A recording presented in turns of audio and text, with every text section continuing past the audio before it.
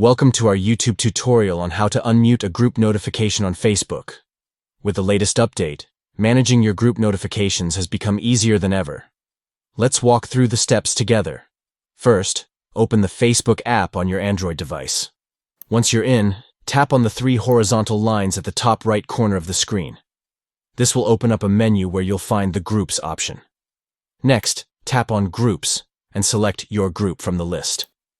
This will bring you to a page with all the groups you are a part of. Find the specific group you want to unmute notifications for and tap on it.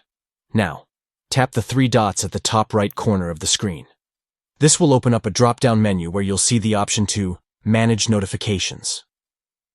Tap on this option to proceed. Here you will find a list of all the different types of notifications you can receive from the group.